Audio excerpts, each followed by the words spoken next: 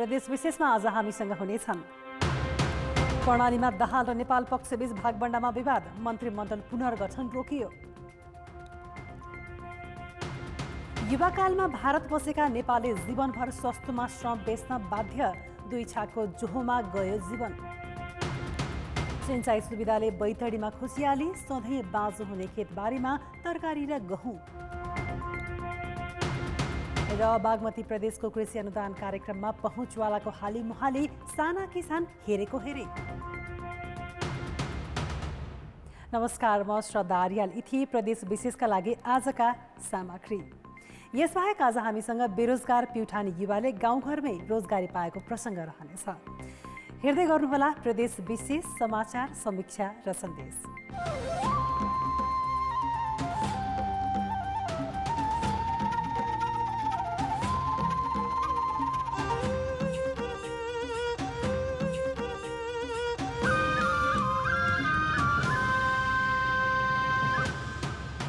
प्रदेश विशेष presented by Asian paints.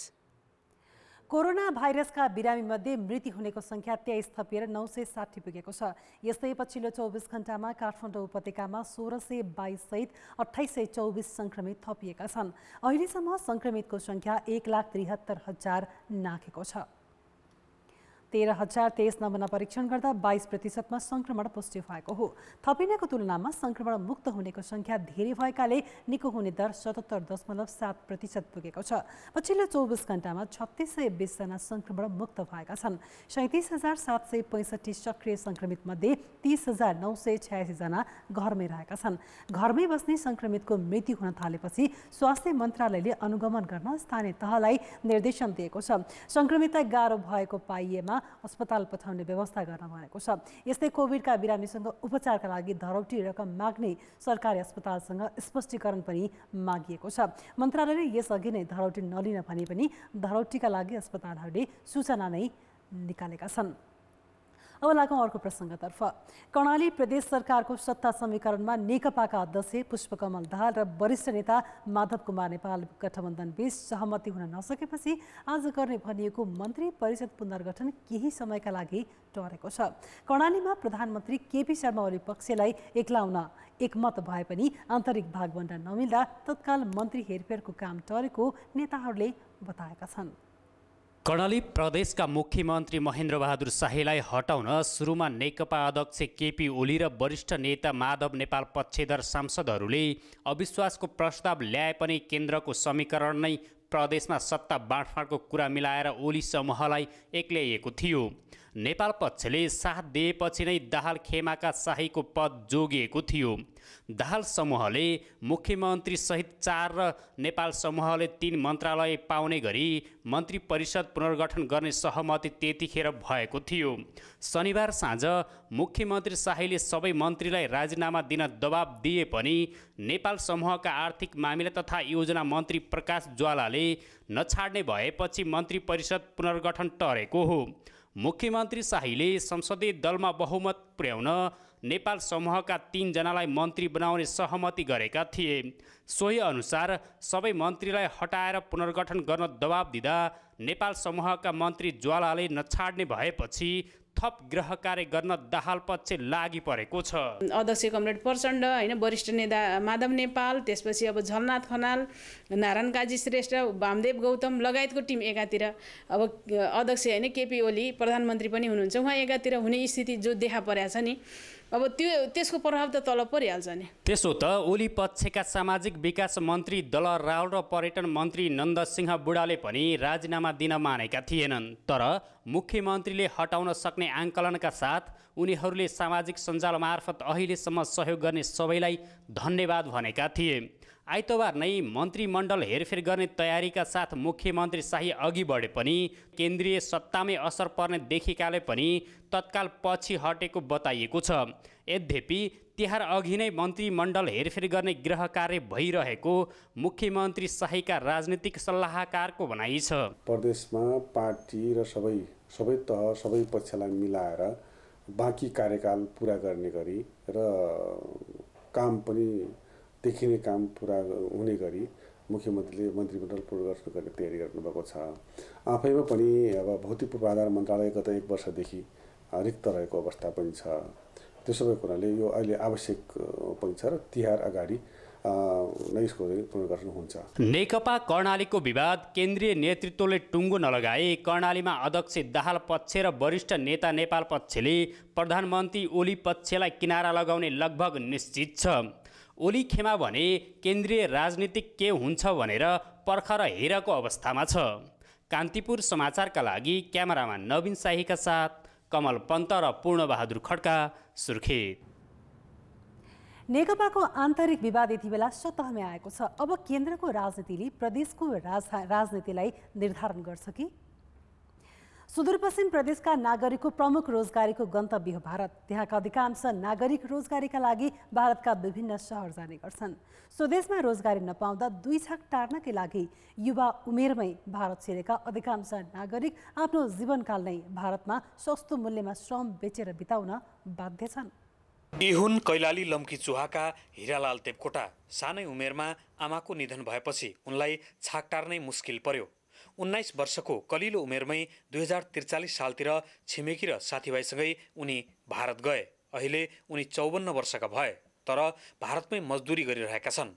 भारतमा दिनरात नभनी काम गर्दा 54 वर्ष भइसकेको पत्तै नपाएको उनी बताउँछन्। दशैं मान्न घर आएका उनी फेरि भारत जाने तयारीमा छन्। खानलाई पुग्दैन, जानुपर्ने बाध्यता हुन्छ। अब त्यो बिना खुट्टाको आइमाईले पाल्नुपर्ने। अब छोरी अक्काको घरमा गइसकेकी छन्, 3 छोरी छन्, 3 छोरी शादी विवाह भइसक्यो। छोराको विवाह हुनु बाँकी छ। छोरो अब अहिले 18 सालको भयो। हाम्रो नेपालमा रोजगारी भइदियो भए हामीले यो दुःख हुनुपर्ने थिएन। अब हाम्रो नेपालमा रोजगारी छैन। रोजगार नहुनाले अब हामीले भारतमा जानुपर्ने ओकार बाध्य भयो। उनी त एउटा प्रतिनिधि पात्र मात्रै हुन्। सुदूरपश्चिमका अधिकांश नागरिक जो कलिलो उमेरमा रोजगारीका लागि भारत जान्छन् र जीवनकाल नै भारतमा बिताउँछन्। दशैं तिहारमा घर फर्किने र हिउँदे खेती सकेर भारत छिर्नेहरूको सीमा नाकामा लर्को लाग्ने गरेको छ। 8-9 साल भइसक्यो होइन। बस त्यहाँ यहाँ नेपालमा कामसाम त मिल्दैनन् होइन। मिलेपछि 10-12, 7-8 हजार रुपियाँ मिल्छ। त्यसले केही चल्दैनन् होइन। त्यसै गरी पढाइसढाइ गर्नलाई पहिला पैसा पनि केही त्यति थिएन होइन। त्यही भएर जानुभयो। ढेडी गर्ने हो होइन। ढेडी काम गरेरै होइन। के हुन्छ र अब त्यस्तै त हो नि त। 250-300 रुपियाँको दिइरहेका छन्। यहाँबाट 500-600 रुपियाँ ढेडी भनिदिन्छन् हेर्नुहोस्। अनि चाहिँ त्यहाँ भने बापतको हुँदैन काम गर्ने व्यक्तिलाई। अब त्यो अनि अब काम बापतको पनि हो।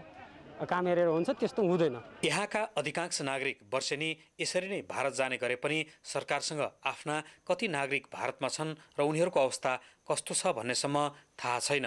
भारतमा काम गर्दा होस् या आउजाउ गर्दा धेरै कष्ट र दुर्व्यवहार समेत खेप्नुपर्ने उनीहरू बताउँछन्। सुदूरपश्चिममा उच्च गरिबी छ। आफ्नै ठाउँमा काम गर्नका लागि रोजगारीका अवसर छैनन्। तसर्थ यहाँका नागरिकले कहिलेसम्म यसरी भारतमै जीवन बिताउनु पर्ने हो, यसको जवाफ कसैसँग छैन।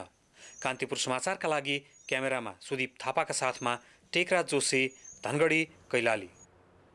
स्वदेशमा रोजगारी नपाउँदाको पीडा युवाहरूले भोगिरहेका छन्। सस्तो मूल्यमा श्रम बेच्न रोक्न के गर्न सकिएला?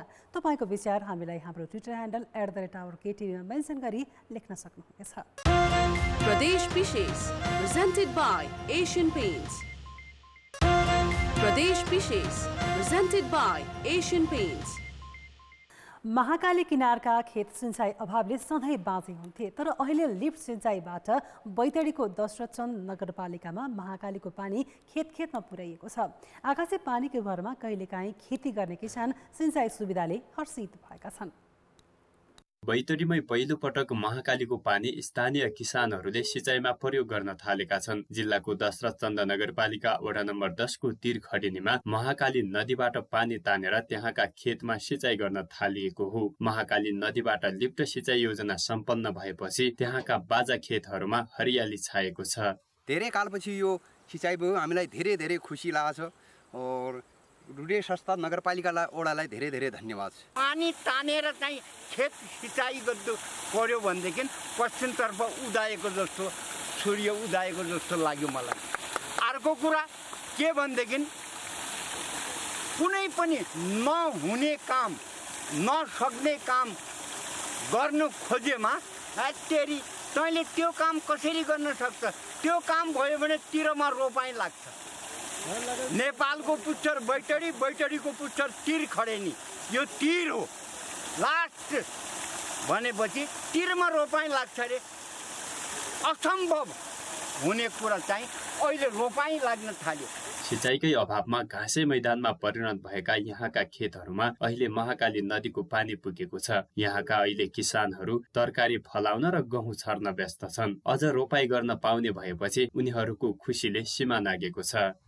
यहाँका दाजुभाइहरूले चाहिँ अब आफ्नो खेतीमा चाहिँ जुन यो महाकाली नदीको पानी छ यसलाई चाहिँ सदुपयोग गरेर यसलाई सिँचाइको माध्यमबाट आफ्नो खेती उत्पादन गर्ने र खास गरेर अझ मैले भन्नुपर्दाखेरि यो चाहिँ तरकारीको लागि धेरै नै उपयुक्त ठाउँ पनि देखेको छु। दशरथ चन्द नगरपालिका र स्थानीय सामाजिक संस्था रुडेसको 16 लाख रुपैयाँमा लिफ्ट सिँचाइ योजना सम्पन्न भएको हो। 75 मिटर भर्टिकल हाइट र 1300 मिटर लम्बाइ रहेको यो लिफ्ट सिँचाइ योजनाले तीरखडेनी गाउँको 1800 रोपनी भन्दा बढी खेतीयोग्य जमिनमा सिँचाइ हुनेछ भने झण्डै 400 परिवार यस योजनाबाट लाभान्वित हुनेछन्। कान्तिपुर समाचारका लागि ईश्वर बोहरा, बैतडी। बाँझा खेतहरूमा सिंचाइले ल्याएको खुसी हेर्न लायक छ। किसानहरूको खेत हरियाली भएपछि खुसी नहुने त कुरै भएन। विपन्न किसानको आय आर्जन उकास्न बागमती प्रदेश सरकारले अनुदान दिने नीतिसहित बजेट सार्वजनिक गर्यो। ठूला फार्महरूलाई 5 लाखदेखि 1 करोड रुपियाँसम्म दिने गरी 50 करोड अनुदान छुट्याएको छ। तर अनुदान लिनेमा राजनीतिक पहुँच भएका टाठाबाठा नै बढी छन्। छनौट प्रक्रियामै पहुँच हावी हुँदा साना किसानले अनुदान पाउन नसकेका हुन्। सिन्धुलीबाट प्रतिनिधि सभा सदस्य निर्वाचित नेकपाका नेता हरिबोल गजुरेलले राजनीतिक प्रभावका कारण बागमती प्रदेशको भूमि व्यवस्था कृषि तथा सहकारी मन्त्रालय अन्तर्गत रहेको कृषि निर्देशनालयबाट अघिल्लो आर्थिक वर्षमा 1 करोड अनुदान सम्झौता गरे। गजुरेलको समेत स्वामित्व रहेको सिन्धुली एग्रो कम्पनीले धान खेतीका लागि 7 लाख मात्रै अनुदान रकम लिन सफल भयो। 2076 साल चैत महिनामा लकडाउन भएपछि सम्झौता गरिएको अनुदान रकम लिन नसकेको नेता गजुरेलको भनाइ छ। कमलामाई नगरपालिका 4 को चुवाबोटे र हिरापानीमा 25 बिघा जग्गा भाडामा लिएर सिन्धुली एग्रोले धान खेती गरेको थियो। हामी आफै अब पार्टीको सरकार भावनाले लकडाउन सरकारले गरिसकेपछि बन्द गरे सबै कामहरू बन्द गरिसके लकडाउन बेला गतिविधि नगरेपछि बन्द गरियो। त्यो कारणले हो, हामीले नभएको चाहिँ होइन कि लकडाउनको कारणले गर्दा सरकारमा भएको पार्टीको एउटा नेताले जोडिएको योसँग जोडिएको नेताले फेरि ती चिजहरू गर्दा चाहिँ राम्रो पर्दैन भनेर हामीले गरिएन। गोल्डन फार्म्स प्राली Kavre, Helambu agro farm and research centre Sindhupalchok, big agriculture प्राली Sindhupalchok, Saptabhumi agro and research centre Gokulganga Ramechhap, Kerunga सामुदायिक तरकारी कृषि फर्म भरतपुर चितौनले गत वर्ष प्रति फार्म 1 करोडकै अनुदान सम्झौता गरे। यी कम्पनीले 62 लाखदेखि 80 लाख रुपियाँसम्म भुक्तानी लिएका छन्। मन्त्रालयले तोकेको मापदण्ड अनुसार नै आफूहरूले अनुदान सम्झौता गरेको उनीहरूको दाबी छ। प्रस्तावना छनौट र फिल्ड अनुगमनबाट छनौट भइसके पछाडि उहाँहरूले फेरि हामीलाई प्रदेशको कृषि विकास निर्देशनालय हेटौँडामा बोलाउनु भयो। त्यहाँ हामीले एउटा प्रेजेन्टेसन गऱ्यौँ। त्यो प्रेजेन्टेसनबाट पनि मूल्याङ्कन भयो। त्यसको आधारमा हामीलाई अन्तिम छनौट गर्नुभयो। त्यो छनौटमा हामी परिसके पछाडि त्यही अब त्यहाँ कार्यविधि बमोजिम नै हामी चाहिँ सम्झौता गरेर हामीले काम गर्यौँ। बागमती प्रदेशको कृषि विकास निर्देशनालयले पहुँचलाई प्राथमिकता दिँदा किसानलाई व्यावसायिक रूपमा खेती गर्न अभिप्रेरित गर्न ल्याइएको अनुदान नीतिमा राजनीतिक पहुँच हावी भयो। वास्तविक किसानले अनुदान पाएका छैनन् भने पहुँच पुर्याएर अनुदान लिनेहरूले पनि सम्झौता गरे अनुसारकै रकम लान सकेनन्। साना किसानका लागि त यो अनुदान रकम आकाशको फल नै साबित भयो। कान्तिपुर समाचारका लागि सिन्धुलीबाट राजकुमार कार्की र सिन्धुपाल्चोकबाट कमला पाखरिनका साथ बालकृष्ण अधिकारी, हेटौडा। सम्झौता गरेका फार्म तथा सहकारीहरूले प्रतिबद्धता गरे अनुसार काम गर्न नसक्दा वास्तविक किसानहरू मर्कामा परेका छन्। साना किसानका लागि अनुदान रकम पाउन शास्ति झेल्नुपर्ने यो अवस्थाको अन्त्य कहिले हुने? प्रदेश विशेष presented by Asian Paints. प्रदेश विशेष presented by Asian Paints. Corona महामारीका कारण रोजगारी गुमाएर स्वदेश फर्केका युवालाई प्युठा नगरपालिकाले रोजगारमूलक श्रमदान कार्यक्रम सञ्चालन गरेको छ।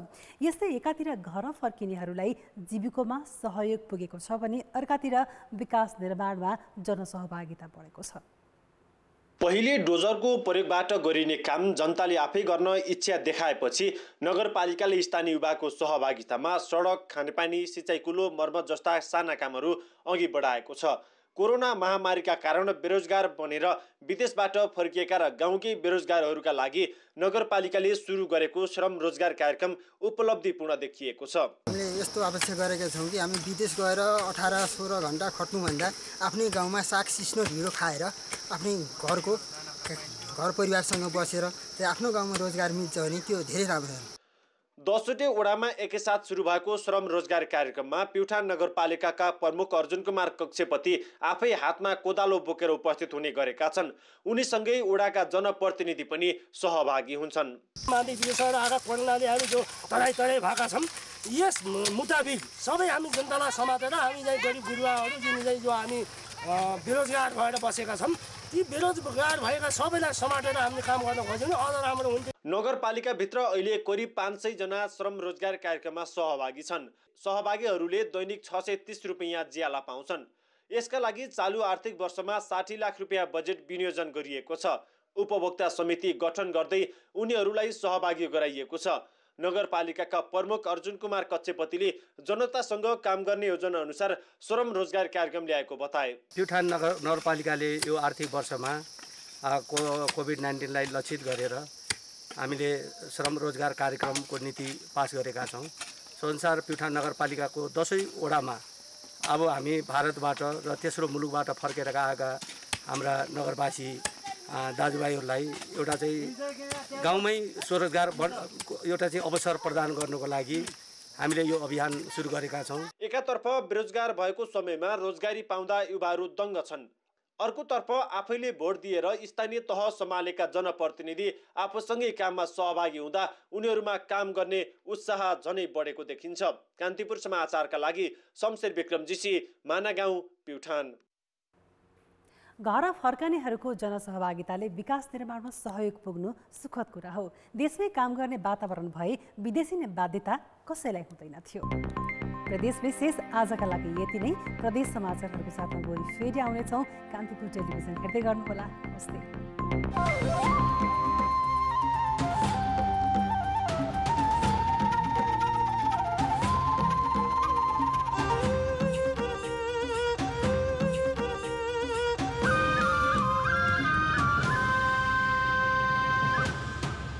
Pradesh Vishesh, presented by Asian Paints.